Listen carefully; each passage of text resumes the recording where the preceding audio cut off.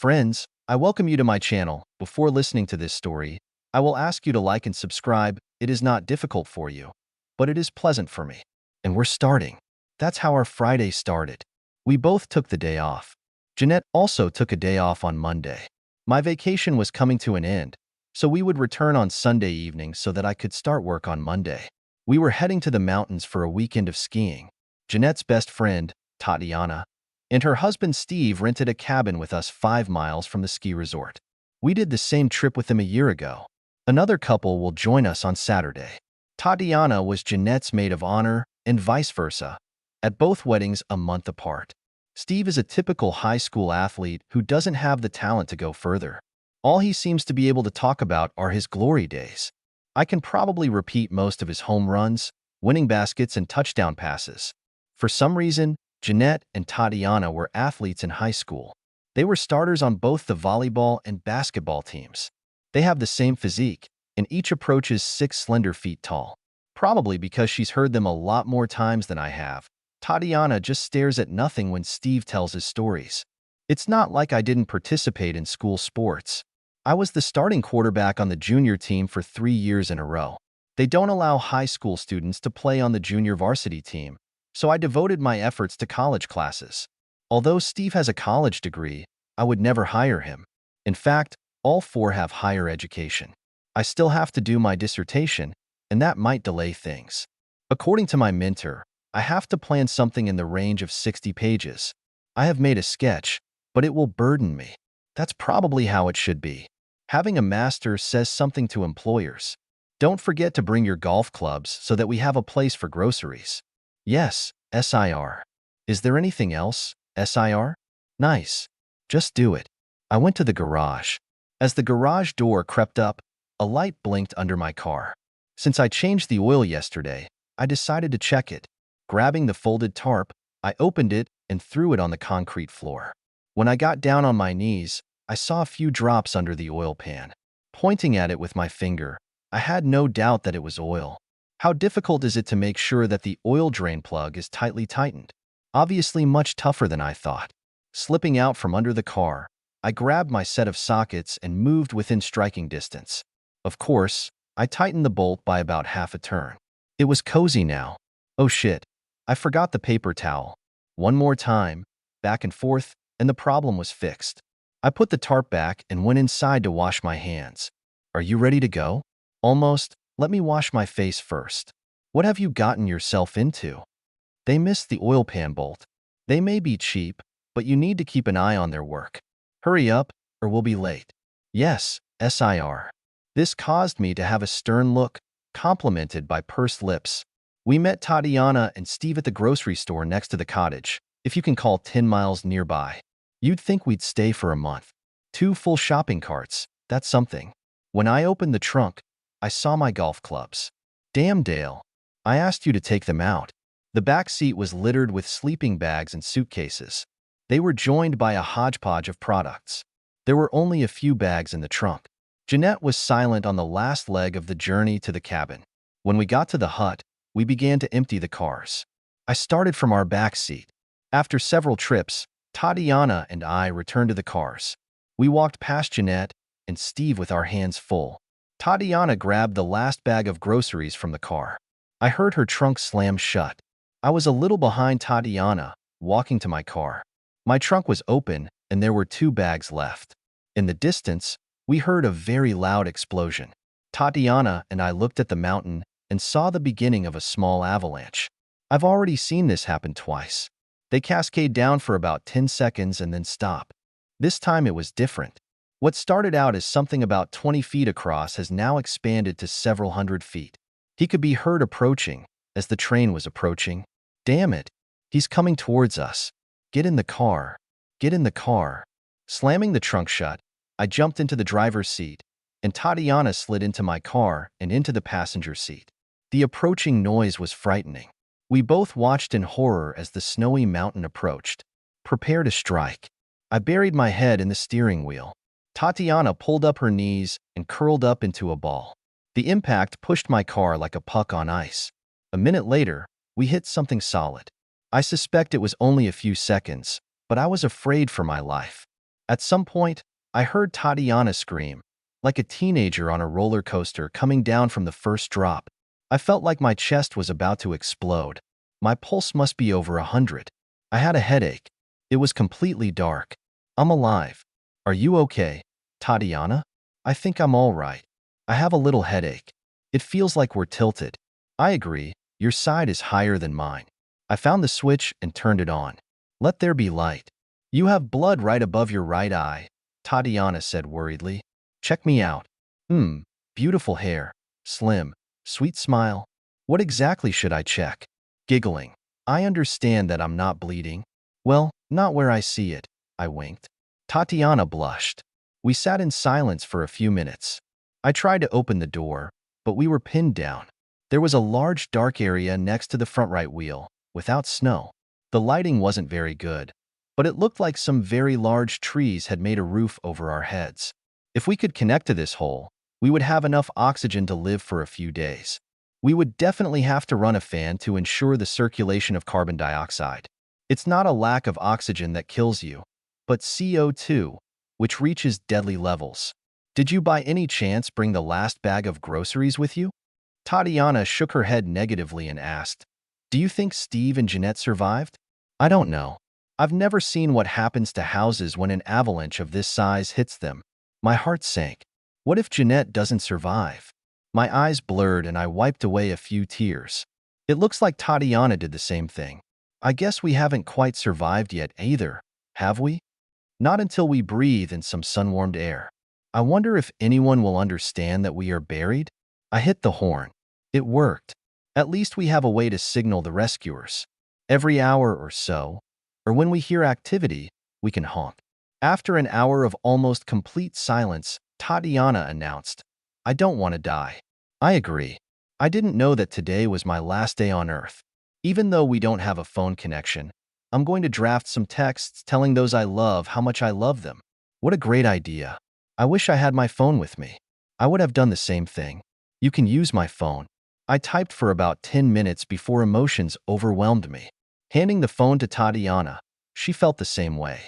For the next 2 hours, we passed the phone to each other. Each of us has written several messages from the afterlife. We didn't hear anything. The battery seemed to be holding up well, but sometimes we turned off the dome light when we were resting. I'm a little cold, Tatiana said anxiously. It's a pity that we didn't empty the trunk first. The sleeping bags were still on the back seat. There is a way to get into the trunk by lowering the rear seats. I have winter gloves and a raincoat. I think I have windbreakers. Climbing into the back seat, I felt for the latch. It worked. Using my cell phone for lighting, I stuck my head in the trunk. A minute later, I was already wearing gloves, hats, coats, and raincoats. I also grabbed the last 2 bags of groceries. Yummy, celery sticks, frozen cauliflower, and potato chips were the highlights. We weren't going to starve. Remembering that I had a couple of energy drinks in my golf bag, I took them out of the trunk.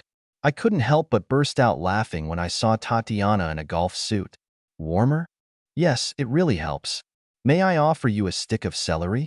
If you don't mind. I'll make an exception for you. I stretched out in the back seat and put on my remaining golf suit.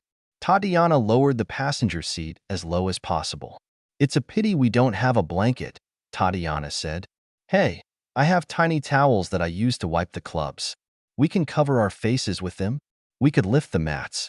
It's not much, but it might help. That's what we did. Each of us took one. We put them on ourselves, then covered our faces with small towels. It really helped. We closed our eyes and rested. When I woke up, I realized that I had slept for 2 hours. Tatiana purred, as women like to describe their snoring. Instead of waking her up by honking the horn, I lay there thinking about my life and my current predicament. I don't want to die. Will they find us before the spring thaw? Are we going to die an hour before they find us? My mom will be desperate. I hope Jeanette survived. Startled, Tatiana woke up and screamed. It's all right, Tatiana. I'm here. It was a terrible dream, Dale. I saw our skeletons in the car. I don't want to die. Without asking Tatiana, I climbed into the back seat. Her warmth was pleasant. I'm not going to deny it. What time is it now? Just after 7 in the evening. The sun has been down for almost 2 hours. That's why it's getting colder. Are we going to starve, freeze, or run out of oxygen? I think we're fine with everything except freezing. I could use some water. Turning the ignition key, I found that the driver's side window was jammed. Both passenger windows dropped a few inches. I checked to see if they would rise back up and lowered them again. With a little effort, they managed to punch a hole into the darkness. We had a supply of oxygen. After running the fan for 10 minutes, I raised the windows again. With our horn blaring constantly, I could only hope that somewhere in the distance someone was thinking, "What was that noise?" Tatiana started talking about what I was thinking. "I need to go to the toilet." "Me too." "Suggestions?"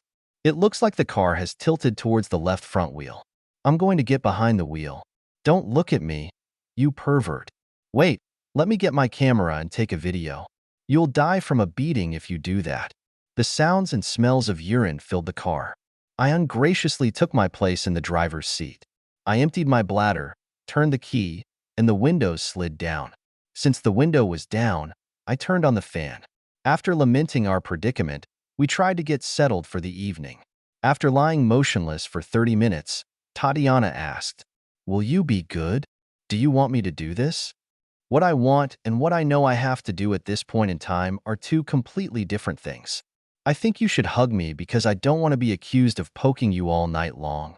Tatiana climbed into the back seat, leaned against the back, and pulled me to her. "Hold on to me tighter. I'm freezing."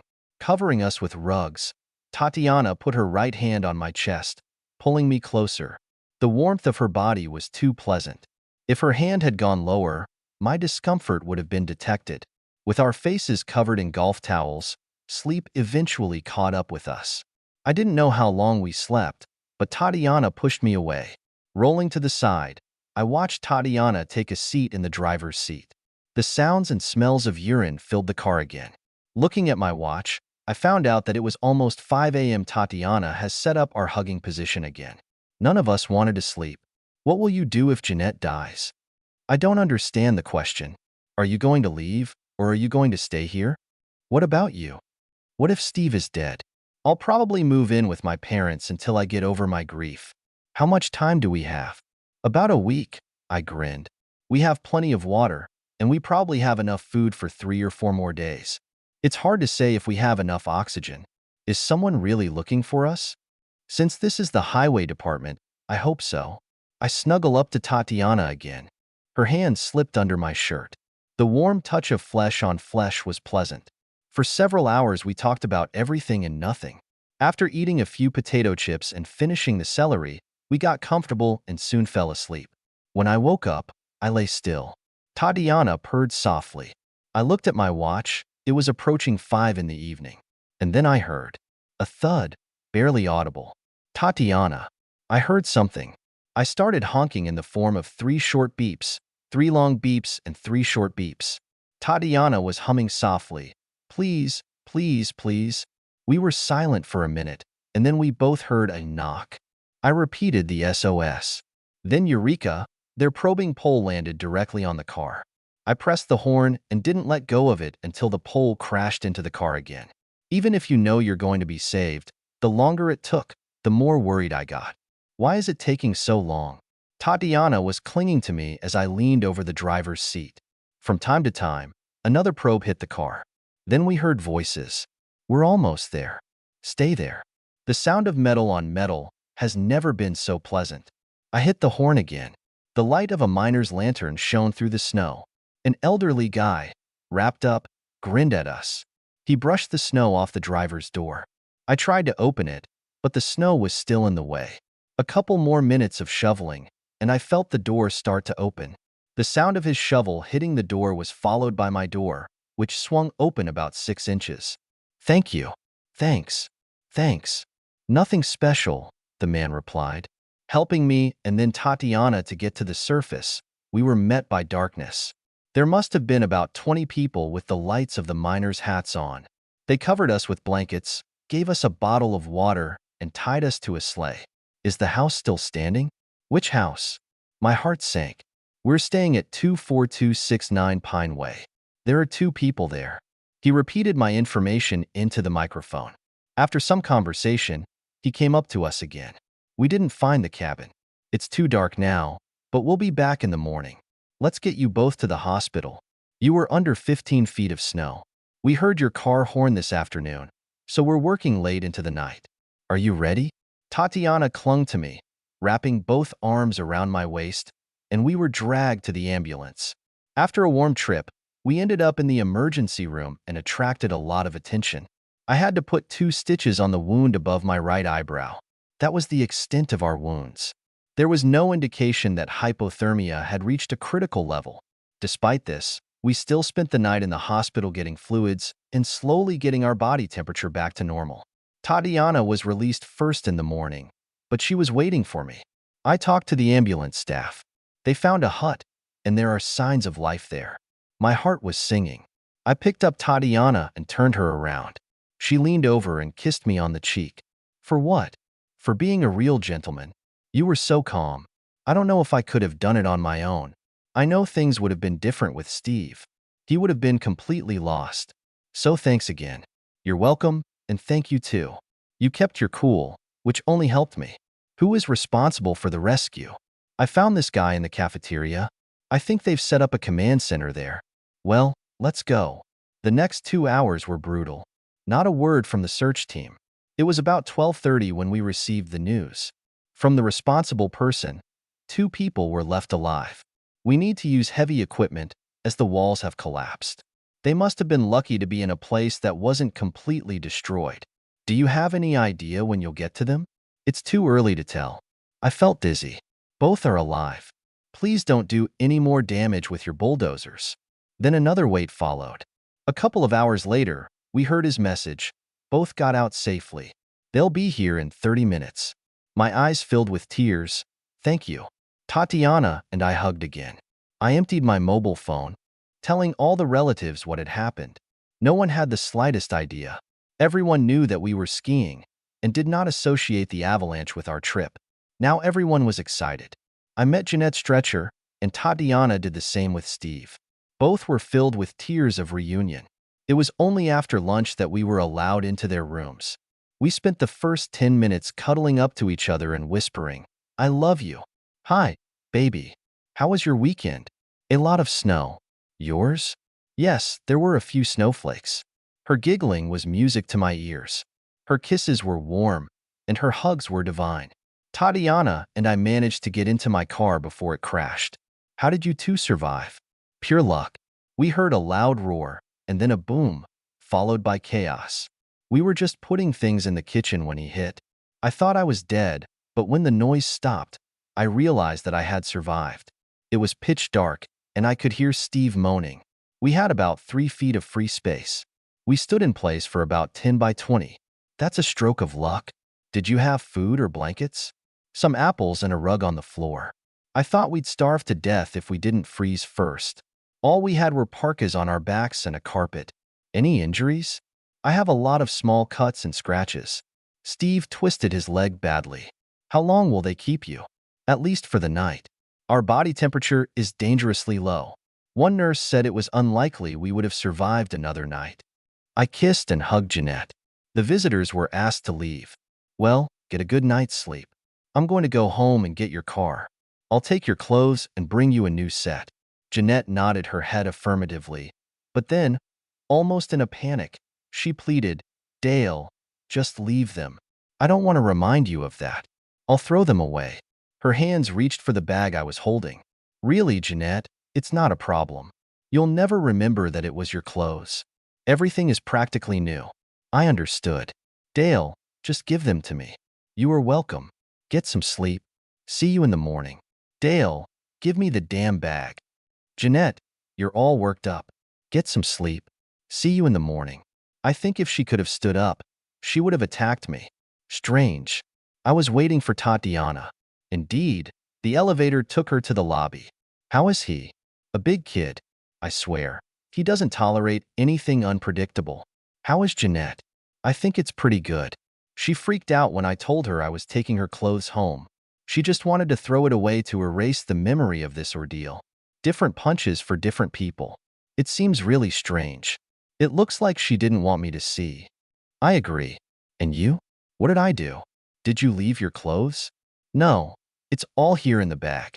Can I? Tatiana stole a glance. Her expression immediately changed. Her eyes were wild. What a fool. They were making love. Look at her trousers. They're damn sticky. There's a lot more than one time here. I'm going to kill him. Tatiana dropped her bag and headed for the stairs. The door slammed shut behind her. I stood stunned. How could she? I sat down heavily on a chair.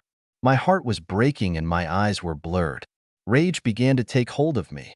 10 minutes later, security escorted Tatiana back to the lobby. One of the guards stood 10 feet away from her and warned her to behave herself, otherwise he would throw her out. He said they thought they were going to die. He didn't tell me how many times. Several, he replied. We thought we were going to die too. What the hell? I wanted to crash into something. I could never remember being so angry. After a moment of silence, tears began to flow down our cheeks. The phone rang. An Uber will arrive in 2 minutes. You can come with me. I'll take you home. Okay, she said softly through her tears. It was an awkward hour. It was painful for both of us. When I drove up to her house, Tatiana leaned over and kissed me on the cheek. Hold on, Dale. You too, Tatiana. Thanks for a fun weekend. A smile broke through the tears. You are the one I will always remember. My trip home was sad. My emotions overwhelmed the whole board. Kill her, hug her, leave her, forgive her, and finally ask, why? Sleep did not come easily. I did all the necessary procedures in the morning. After grabbing some food, I went into my office. After explaining my weekend, I got a day off today and tomorrow. I returned home. Rummaging through Jeanette's clothes, I pulled out some sweatpants and matching underwear. Then I was filled with rage. Damn fool. I went looking again. Since her drawers were open, I decided to move her things to the office bedroom. She can figure out how to move things so that the sleeping sofa is spread out. Back in our bedroom, I gathered up the obvious women's toiletries, filled the trash can with them, and then put the trash can along with her clothes. It took me a while to get up the courage to enter Jeanette's room. Her parents and sister fawned over her. Jeanette's eyes were red and swollen. After hugging and kissing my relatives, I stared at Jeanette mourning. The desire to strangle her to death gave way to gentle hugs. And that's all I get? I just nodded in the affirmative. She knew that I knew. Her lower lip was trembling. Will they let you go today? I think so. I reacted well to the IVs and blankets. No matter how disgusting their food tastes, I can't get enough of it. Jeanette felt awkward. She couldn't look me in the eye. I'm going to get some coffee. Is there anyone else I can get something for? I'll come with you, son, said Jeanette's father, Fred. As soon as we were in the cafeteria, he looked me in the eye. What's going on, Dale? I thought that both of you must be in love with each other after the ordeal you went through. Fred, I just want to confirm that our house is not so rosy. I'll let Jeanette tell you her side. That sounds bad. That's right. I do not know what to do. We brought a tray full of coffee cups and donuts into the room. Jeanette was wiping away tears. After the tray was eaten, Fred gathered his group and left. Before Jeanette and I could talk, her doctor came in and told her to pack up, as she was ready to go home.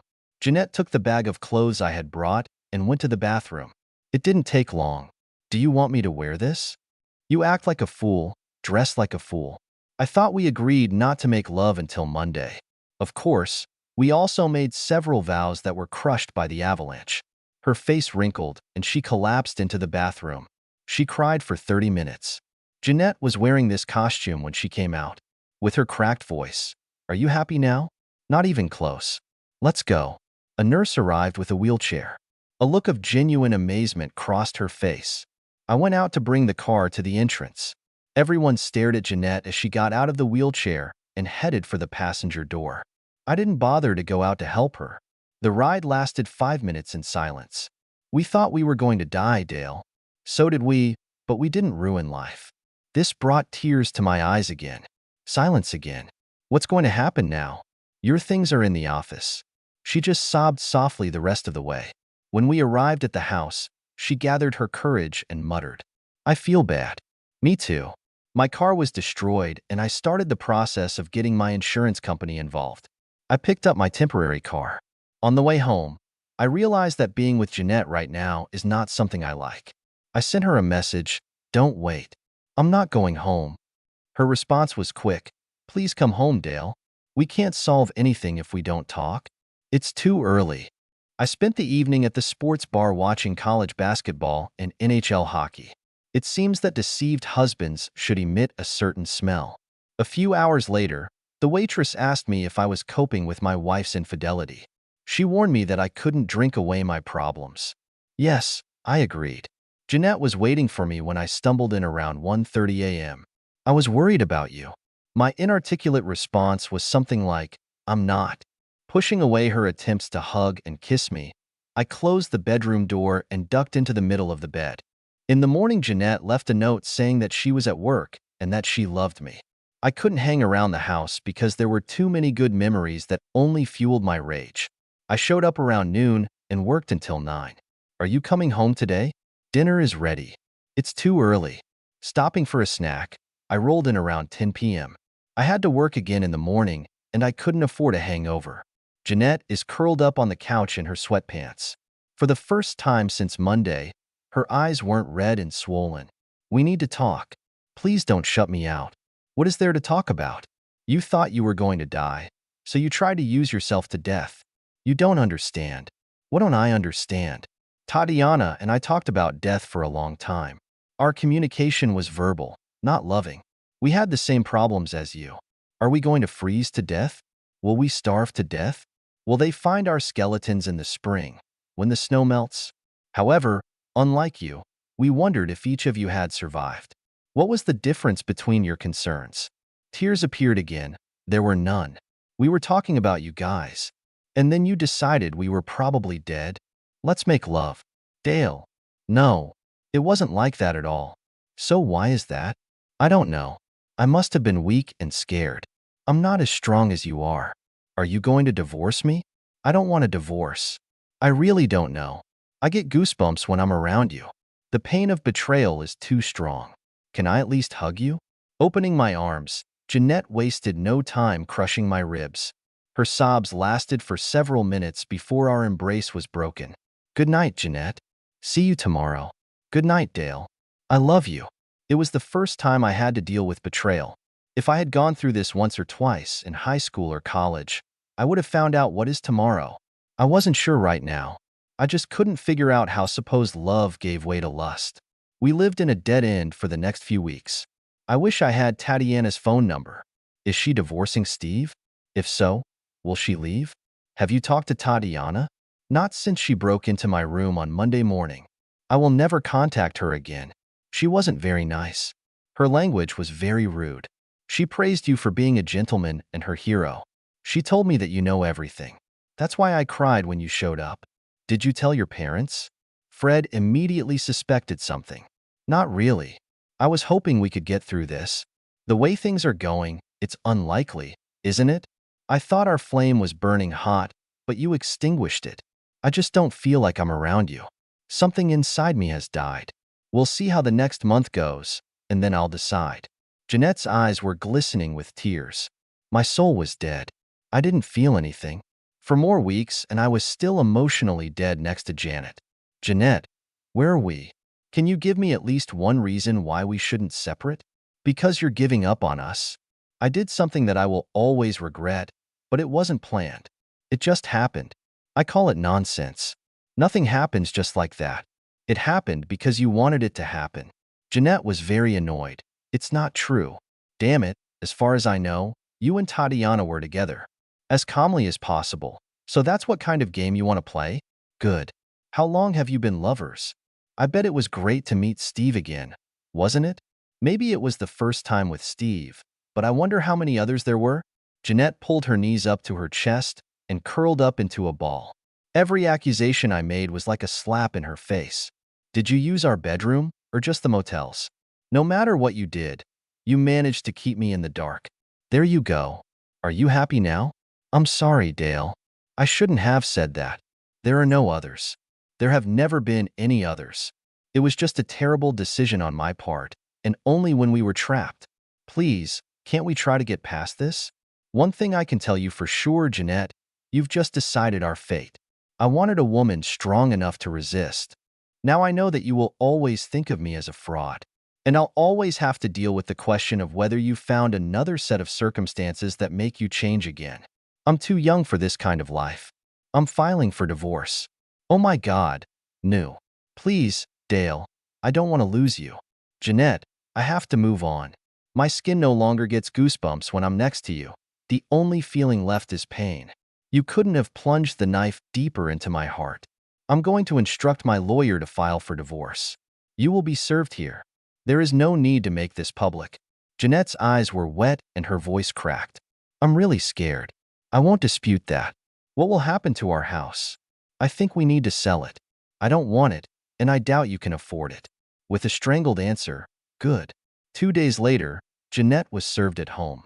It was only fair, since we didn't have much to share. I will have to pay a nominal amount of alimony for 2 years. Since this was indisputable, the divorce was granted in less than 90 days. Jeanette tried her best to make me relent, but I couldn't, or maybe I didn't want to. I moved out shortly after submitting the documents. As predicted, since Jeanette couldn't afford the mortgage, the house was sold, and what little was left was divided in half. Jeanette went to her parents first. She moved in a few months later, but I do not know where she moved to. When I think about her, I get angry and sad again. It was tempting to get back at Steve, but he wasn't worth it. If he's smart, he'll avoid me because I might change my mind about revenge. While the divorce process was going on, some of my old friends did their best to set me up with available ladies. Although I went on a few dates, I was emotionally dead. The thought of starting a relationship landed with a thud. Is this something I should be looking forward to? 5 months have passed since the avalanche. After visiting several invitation-only job fairs, I received 2 very lucrative offers. I loved my current job, but it really couldn't compete with these offers. They told me about it when I shared my suggestions with them. I got a place on the West Coast, near Palo Alto.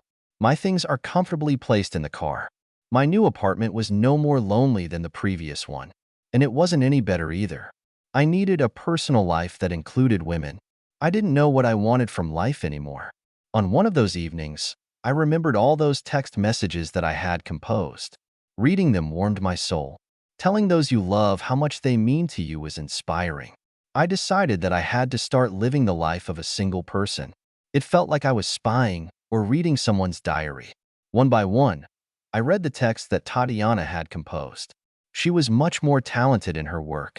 When I read her letter to her mother, my heart started beating wildly. I may not have married the man of my dreams, but at least I will die in his arms. Jeanette is so lucky. I had to find a way to contact Tatiana. Jeanette's phone number was no longer working.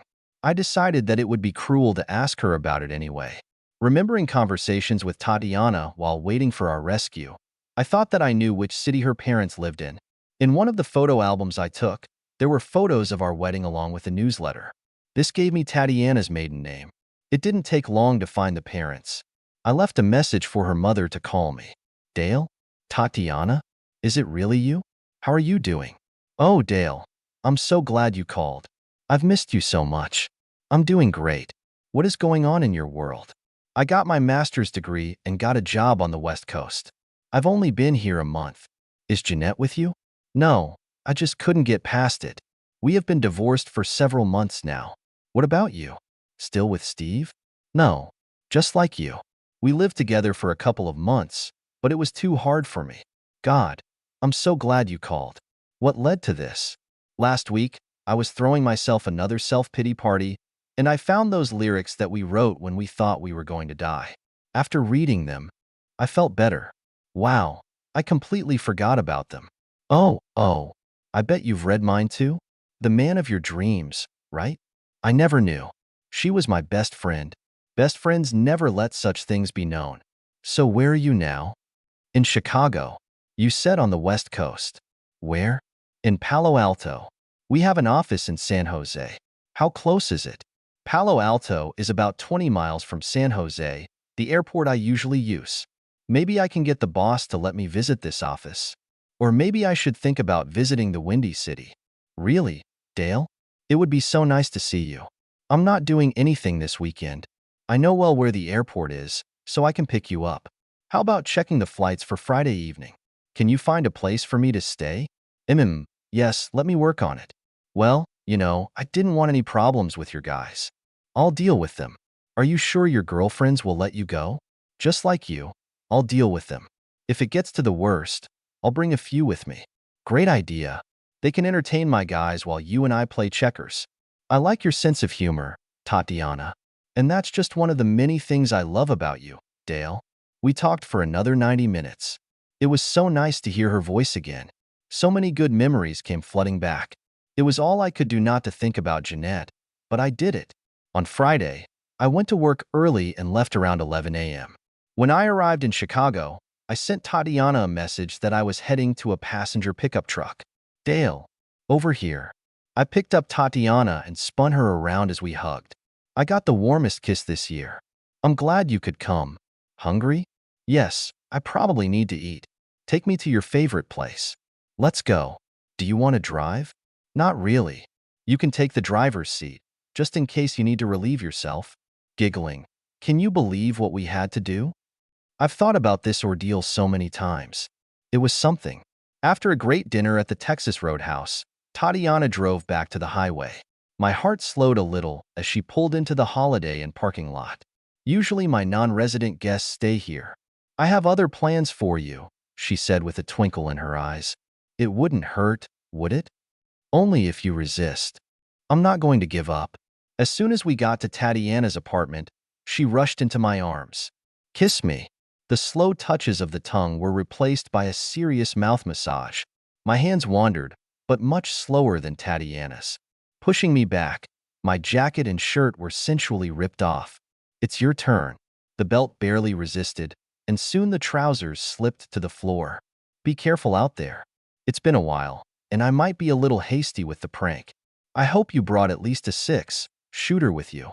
How about you let me get the first one out of the way? I like the way you think. I hope you're ready again.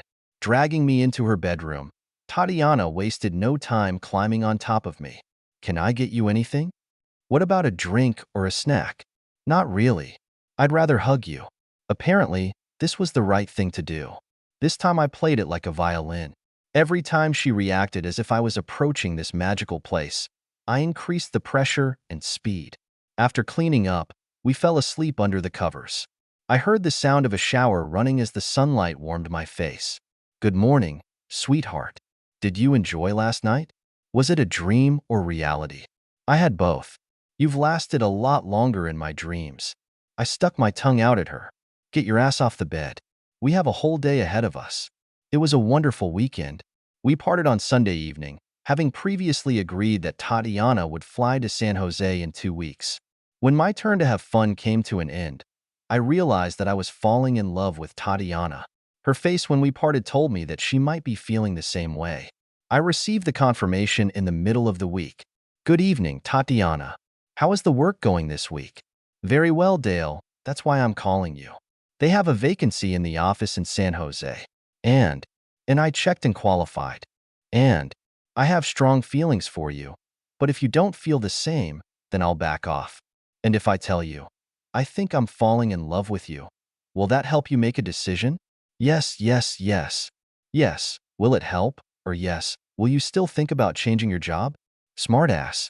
Yes, I love you and I'm going to take this job. We talked for another hour. I was instructed to find a suitable apartment for us within a reasonable distance from her office, the airport, and my office. As soon as she was approved for this position, the suitcases were packed. It's only been 6 weeks since she called me back. Sometimes life moves at the speed of an avalanche.